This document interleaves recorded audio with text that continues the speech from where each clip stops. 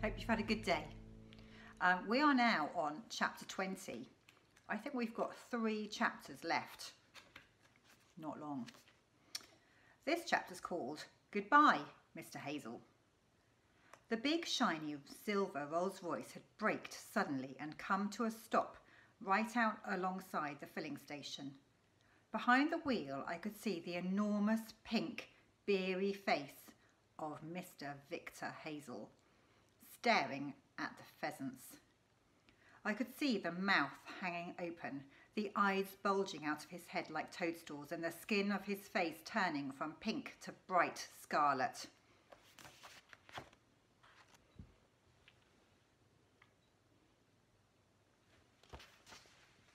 The car door opened and out he came, resplendent in fawn-coloured riding breeches and highly polished boots. There was a yellow silk scarf with red dots on it round his neck, and he had a sort of bowler hat on his head. The great shooting party was about to begin, and he was on his way to greet the guests. He left the door of the Rolls Royce open and came out at us like a charging bull. My father, Doc Spencer, and I stood close together in a little group, waiting for him.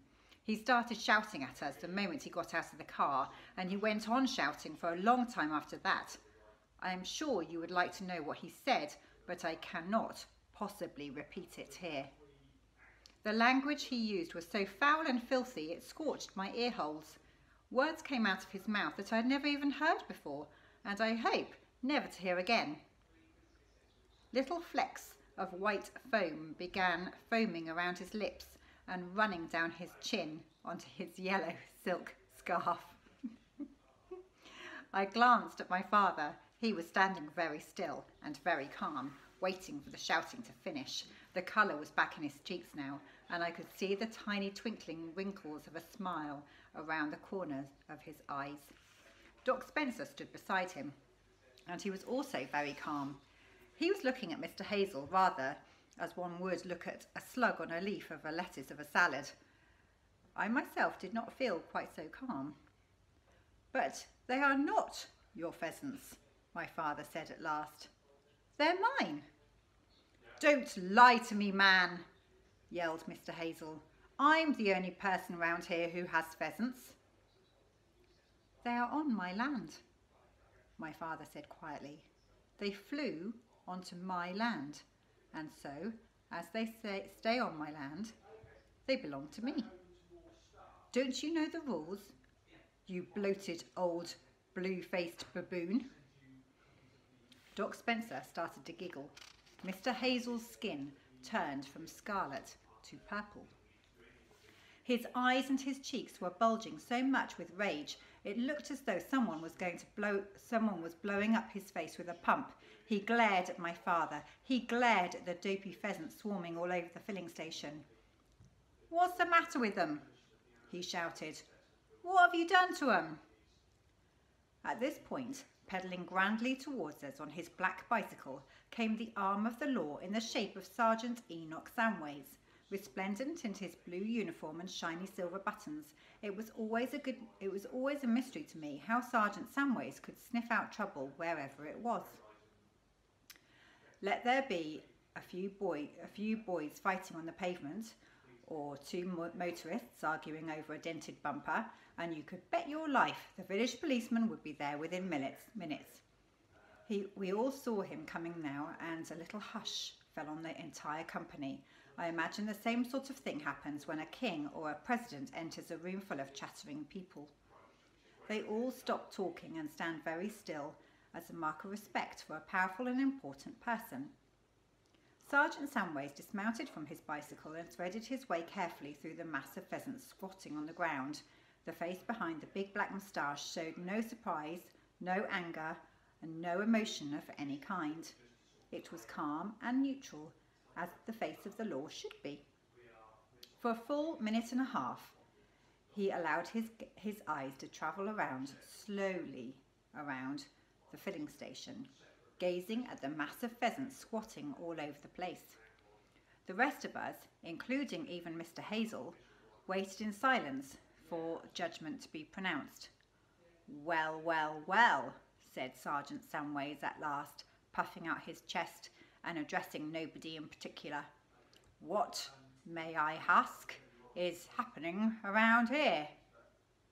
Sergeant Samways had a funny habit of sometimes putting the letter H in front of words that shouldn't have a H there at all, and as though to balance things out, he would take away the H from all of the words that should have begun with that letter. There's a picture of him there.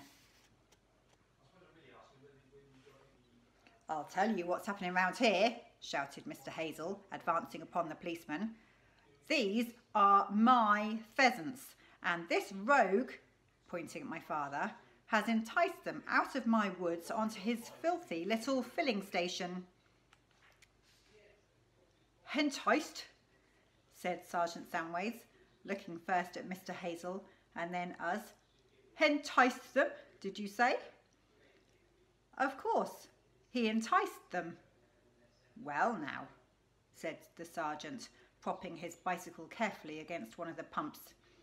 This is very interesting accusation, very interesting indeed, because I ain't never heard of nobody enticing a pheasant across 6 miles of fields and open countryside. How do you think this enticing was performed, Mr. Hazel, if I may ask? Don't ask me how he did it, because I don't know, shouted Mr. Hazel. But he's done it all right. The proof is all around you. All my finest birds are sitting here in this dirty little filling station when they ought to be up in my own woods getting ready for the shoot. The words poured out of Mr. Hazel's mouth like hot lava from an erupting volcano. Am I correct? Said Sergeant Samways. Am I absolutely accurate in thinking that today is the day of your great shooting party, Mr. Hazel? That's the whole point, cried Mr. Hazel, stabbing his forefinger into the sergeant's chest as though he were punching a typewriter or an adding machine. And if I don't get these birds back on my land quick sharp, some very important people are going to be extremely angry this morning.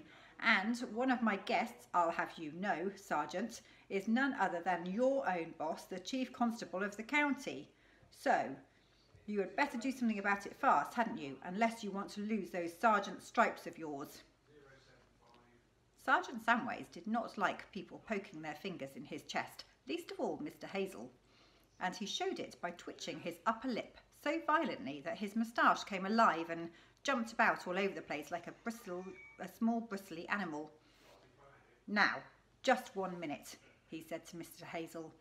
Just 1 minute, please. Am I to understand that you are accusing this gentleman here of committing this act? Of course I am, cried Mr. Hazel. I know he did it. And do you have any evidence to support this accusation? The evidence is all around you, shouted Mr. Hazel. Are you blind or something? Now my father stepped forward. He took one small pace to the front and fixed Mr. Hazel with his marvellous bright twinkly eyes. Surely you know how these pheasants came here, he said softly. Surely I do not know how they came here, snapped Mr. Hazel. Then I shall tell you, my father said, because it's quite simple really. They all knew that they were going to be shot today if they stayed in your wood, so they flew in here to wait until the shooting was over. Rubbish, yelled Mr. Hazel. It's not rubbish at all, said my father. They are extremely intelligent birds, pheasants. Isn't that so, Doctor? They have tremendous brain power, Doc Spencer said. They know exactly what's going on. It would undoubtedly be a great honour, my father said, to be shot by the Chief Constable of the county, and an even greater one to be eaten afterwards by Lord Thistlethwaite. But I do not think a pheasant would see it that way. You are scoundrels, both of you, shouted Mr. Hazel. You are rapscallions of the worst kind. Now then, said Sergeant Samways, Hinsalts ain't going to get us anywhere. They only have the great them. Therefore, gentlemen, I have a suggestion to put before you. I suggest that we all of us make a big effort to drive these birds back over the road onto Mr. Hazel's land. How does that strike you, Mr. Hazel? It'll be a step in the right direction, Mr. Hazel said. Get on with it then. How about you, Willem? The sergeant said to my father. Are you agreeable to this action? I think it's a splendid idea, my father said, giving Sergeant Samways one of his funny looks. I'll be very glad to help. So will Danny. What's he up to now? I wondered. Because whenever my father gave somebody one of his funny looks, it meant something funny was going to happen. And Sergeant Samways, I noticed, also had quite a sparkle in his usually stern eye. Come on, lads, he cried.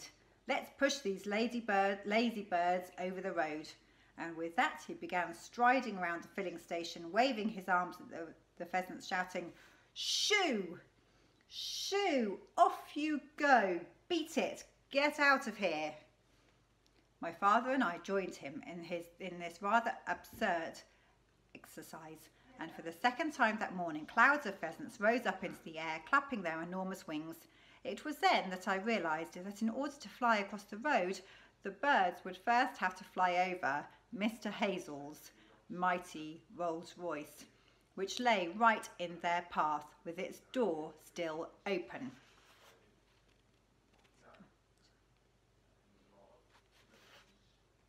Most of the pheasants were too dopey to manage this, so down they came again, smack on top of the great silver car. They were all over the roof and the bonnet, sliding and slithering and trying to keep a grip on that beautifully polished surface. I could hear their sharp claws scraping into the paintwork, and as they struggled to hang on, and already they were depositing their dirty droppings all over the roof. Get them off! Screamed Mr. Hazel. Get them away! Don't you worry, Mr. Hazel, sir, Sergeant Samways cried out. We'll fix them for you. Come on, boys. Easy does it. Shoo 'em right over the road. Not on my car, you idiot, Mr. Hazel bellowed, jumping up and down. Send them the other way. We will, sir, we will, answered Sergeant Samways. In less than a minute, the Rolls was literally festooned with pheasants, all scratching and scrabbling and making their disgusting running messes all over the shiny silver paint. What is more, I saw at least a dozen of them fly right inside the car, through the open door by the driver's seat. Whether or not Sergeant Samways had cunningly steered them in there himself, I didn't know, but it happened so quickly that Mr. Hazel never even noticed. Get those birds out of my car, Mr. Hazel bellowed. Can't you see they're ruining the paintwork, you madman? Paintwork? Sergeant Samways said. What paintwork? He had stopped chasing the pheasants now, and he stood there looking at Mr. Hazel and shaking his head sadly from side to side. We've done our very best to encourage these birds over the road, he said, but they're too ignorant to understand. My car, man, shouted Mr. Hazel. Get them away from my car. Ah, the sergeant said, your car. Yes, I see what you mean, sir. Beastly dirty birds, pheasants are. But why don't you just stop in quick and drive ever so fast away? They'll have to get off then, won't they?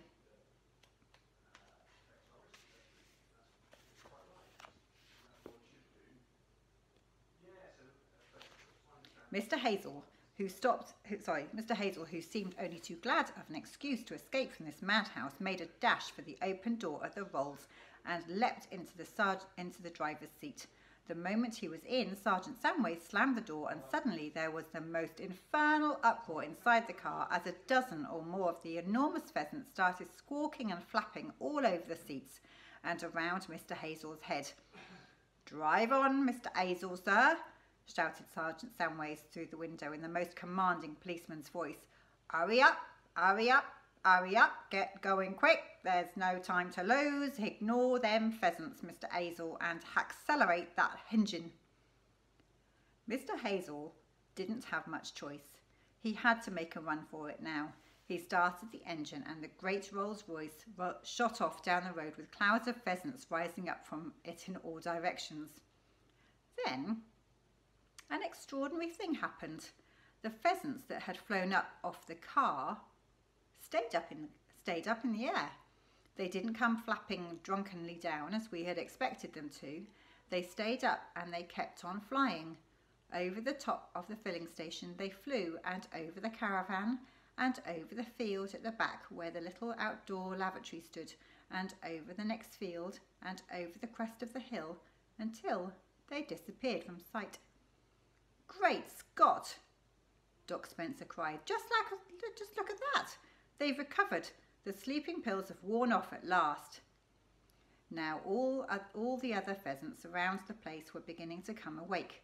They were standing up tall on their legs and ruffling their feathers, turning their heads quickly from side to side. One or two of them started running about, but then all the others started running, and when Sergeant Samways flapped his arms at them, the whole lot took off up into the air and flew over the filling station and were gone. Suddenly, there was not a pheasant left, and it was very interesting to see that none of them had flown across the road or even down the road in the direction of Hazel's Wood, and the great shooting party, every one of them, had flown in exactly the opposite direction. And that is the end of the chapter. Good night.